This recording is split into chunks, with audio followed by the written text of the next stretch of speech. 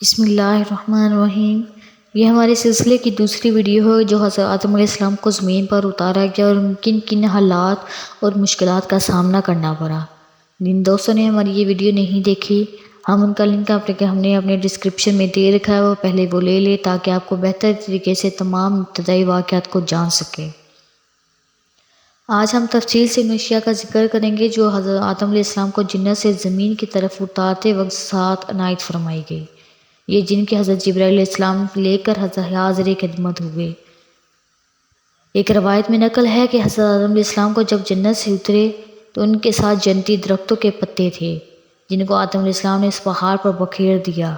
بس تمام پاکیزہ غذاؤں کی اصل وجہ اور یہی وجہ ہے کہ ہند میں ہر قسم کا پھل اور میوہ پیدا ہوتا ہے۔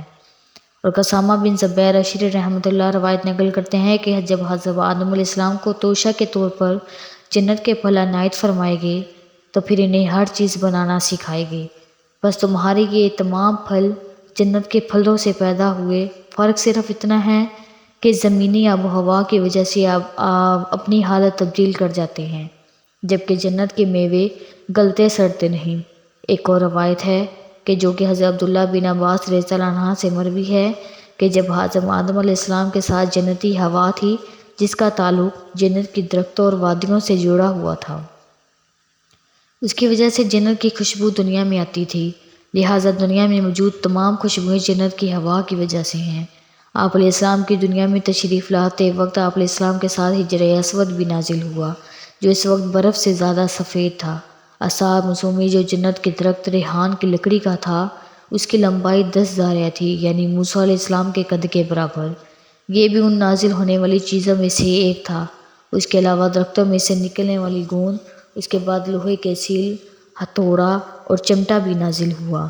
منقول ہے کہ جب حضرت آدم علیہ السلام کو پہاڑ پر اتارا گیا تو اس وقت آپ علیہ السلام کا قد مبارک اس قدر تھا کہ آپ علیہ السلام پہاڑ پر کھڑے کھڑے فرشتوں کی آوازیں سنتے اور جنت کی ہوا سے لطف اندوز ہوتے۔ پھر انہیں پست قامت یعنی 60 ذراع کر دیا گیا اور اس قد پر وفات پائی۔ آپ علیہ السلام جب پہاڑ پر اترتے تو دیکھا کہ لوہے کی ایک بڑی شاخ پڑی ہوئی ہے جو کہ پہاڑ پر اگی ہوئی تھی۔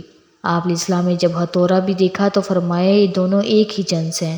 یوں آپ علیہ السلام نے ہتھوڑے سے لوہے کو توڑنا شروع کر دیا۔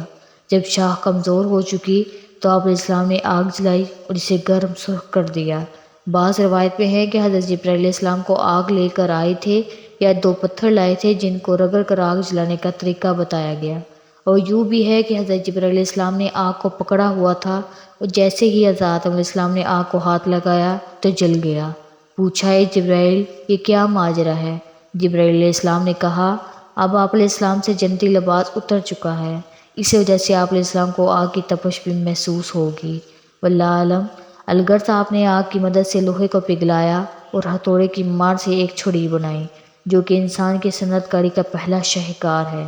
اس کی مدد سے آپ علیہ السلام بہت سے کام کیا کرتے تھے۔ اس کے بعد آپ علیہ السلام نے ایک تنور بنایا۔ کہا جاتا ہے کہ وہی تنور ہے جو وراثت میں حضرت نوح علیہ السلام کو ملا تھا اور یہی وہ تنور ہے جس سے طوفان نوح کے وقت پانی ابالا تھا۔ حضرت آدم علیہ السلام طویل القامت ہونے کی وجہ سے جب جنگلوں میں جلتے تو جانور ان سے بدکتے تھے اور یہی وجہ ہے کہ آج تک جانور انسان سے ڈرتے اور بدکتے اور وحشت کھاتے ہیں۔ ایک اور روایت یوں بھی ملتی ہے کہ جب حضرت آدم علیہ السلام کو زمین پر اترے تو اللہ تعالیٰ نے آپ علیہ السلام کے کھانے کے لیے 30 قسم کے پھل عطا کیے۔ ان میں سے 10 چھلکے والے، 10 گٹھلی والے اور 10 ایسے جن کا نہ چھلکا نہ ہی گٹھلی تھی۔ چھلکے والے پھلوں میں اخروٹ، بادام، پستہ، ریٹھا، خشخاش، سیتا سپاڑی یا جلفت بلوت، گول بلوت، کھجور، سیاہ چمکدار بغیر گٹھلی والی، انار اور کیلا شامل تھا۔ گٹھلی دار پھلوں میں آڑو، خوبانی، آلو بخارا، کھجور، گبیرہ، بیر، شفاطل، اناب، گولر اور شاہلوز تھے۔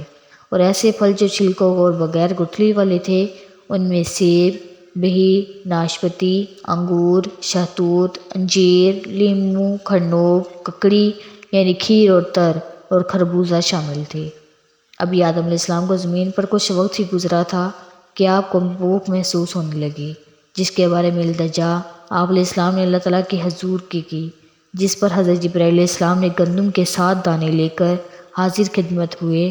جب حضرت آدم علیہ السلام نے پوچھا یہ کیا ہے، جبرائیل علیہ السلام نے عرض کیا یہ وہی ہے جو آپ کے جنت سے اخراج کا سبب بنی۔ آپ علیہ السلام نے پھر پوچھا میں ان دانوں کا کیا کروں؟ جبرائیل نے کہا ان کو زمین میں پھیلا دیں۔ جب حضرت آدم علیہ السلام نے وہ دانے لیے اور زمین پر پھیلا دیے، اللہ تعالیٰ نے ایک گھڑی میں ان کو اگا دیا۔ پھر حضرت جبرائیل علیہ السلام نے کہا فصل کو کاٹیں۔